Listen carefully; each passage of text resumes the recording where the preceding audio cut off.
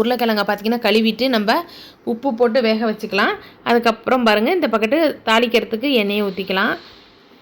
எண்ணெய் காஞ்சோன்னே கடுகு, உளுத்தம்பருப்பு, கடலைப்பருப்பு சேர்த்துக்கலாம். இப்போ எல்லாம் பொரிஞ்சதுக்கப்புறம் நம்ம வெங்காயம், கருவேப்பிலை, பச்சை மிளகாய் சேர்த்துக்கலாம். உருளைக்கிழங்குக்கு சமமாக நம்ம வெங்காயம், பெரிய வெங்காயம் சேர்த்துக்கலாம். அப்போ தான் டேஸ்ட்டாக இருக்கும். இப்போ பாருங்கள் எல்லாம் பொரிஞ்சிருச்சு. இப்போ நம்ம வெங்காயம், கருவேப்பிலை, பச்சை மிளகாய் சேர்த்து நல்லா வதக்கிக்கலாம். இந்த மாதிரி செஞ்சோம்னா சப்பாத்திக்கு செம்ம டேஸ்ட்டாக இருக்கும். கூட இன்னும் 2 சப்பாத்தி கூட சேர்த்து சாப்பிடுவாங்க பிள்ளைங்க. ஒரு எமர்ஜென்சி டைமில் சீக்கிரமாக செய்யணும் அப்படின்னா ஒரு அவசரத்துக்கும் நம்ம இது ஈஸியாக செஞ்சிடலாம். பாருங்கள் தேவையான உப்பு சேர்த்துக்கலாம். அப்போ தான் சீக்கிரம் வெங்காயம் வதங்கிடும். உப்பு நான் கரெக்டாக அந்த வெங்காயத்துக்கு அளவுக்கு, தக்காளி அளவுக்கு தான் நான் சேர்த்துருக்குறேன். ஏன்னு கேட்டால் உருளைக்கிழங்கு வேக வைக்கும்போது நான் உப்பு போட்டு தானே வேக வச்சுருக்குறோம். அதனால் நம்ம இதில் உப்பு கம்மியாக தான் சேர்த்துருக்குறோம். இப்போ பாருங்கள் தக்காளி பழம் சேர்த்துடலாம். ஒரே ஒரு பெரிய தக்காளி பழம். இப்போ தக்காளியும் நல்லா வதங்கட்டும்.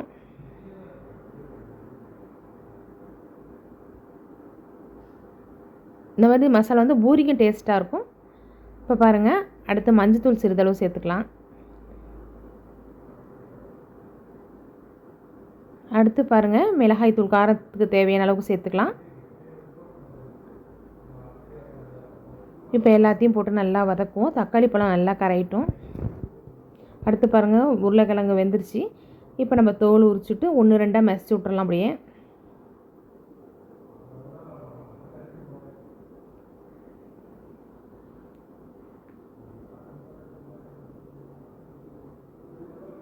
இப்போ எல்லா கிழங்கையும் அதே மாதிரி தோல் உரிச்சிடலாம்.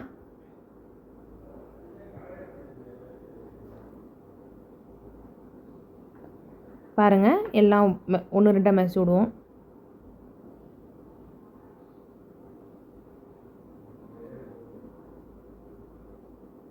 பாருங்கள் எல்லா கிழங்கையும் நம்ம மசிச்சு விட்டாச்சு. இப்போ நம்ம வதக்கி வச்சுருக்க வெங்காயம் தக்காளியில் இந்த கிழங்க சேர்த்துடலாம்.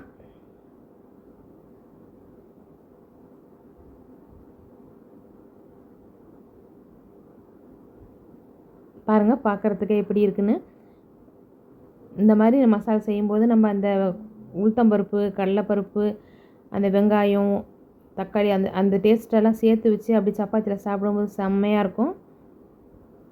பாருங்கள் இப்போ நம்ம அந்த கிழங்கையும் போட்டு ஒரு 2-3 நிமிஷம் சிம்மில் வச்சு அப்படியே பரட்டி விடலாம். அப்போ தான் நமக்கு உள்ளார அந்த புளிப்பு, காரம் எல்லாமே இழுக்கும் அந்த கிழங்கு. பாருங்கள் நல்ல டேஸ்ட்டான உருளைக்கிழங்கு வெங்காயம் மசால் ரெடி ஆயிடுச்சு. சப்பாத்தி, பூரி 2க்கும் செம்மையாக இருக்கும். இது ட்ரை பண்ணி பாருங்கள். பிடிச்சிருந்தா லைக் பண்ணுங்கள், ஷேர் பண்ணுங்கள், கமெண்ட் பண்ணுங்கள்.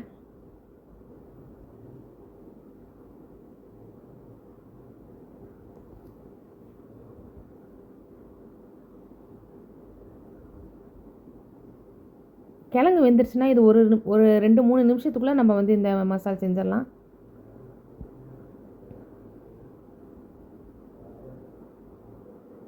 பாருங்கள் எவ்வளோ பார்க்குறதுக்கே எப்படி இருக்குது பாருங்கள். நல்லா கலர்ஃபுல்லாக செம்ம டேஸ்ட்டில் இருக்கும் இது.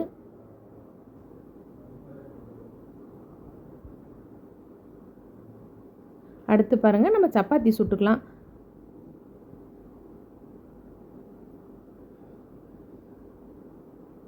நல்ல சாஃப்டான சப்பாத்தி.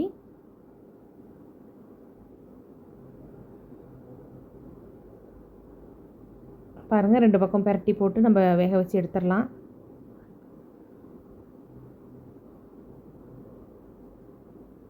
சப்பாத்தி மாவுக்கு ஒன்றுமே நம்ம சேர்க்க தேவையில்லை. தண்ணி, உப்பு, எண்ணெய் மட்டும் போட்டு நம்ம அந்த இருக்கிற தண்ணிக்கு தகுந்த அளவுக்கு மாவை போட்டு பிசைஞ்சாலே சப்பாத்தி சாஃப்டாக வந்துடும். பாருங்கள் சப்பாத்தி சுட்டாச்சு. இப்போ நம்ம உருளைக்கிழங்கு மசாலா எடுத்து சப்பாத்தியோடு வச்சிடலாம். பாருங்கள் எப்படி இருக்குது காம்பினேஷன் பாருங்கள், செம்மையாக இருக்கும். சப்பாத்தியும் நல்லா சாஃப்டாக இருக்கும் நம்ம எண்ணெய் ஊற்றி பிசைகிறதுனால. பாருங்கள் நல்லா சாஃப்டான சப்பாத்தி.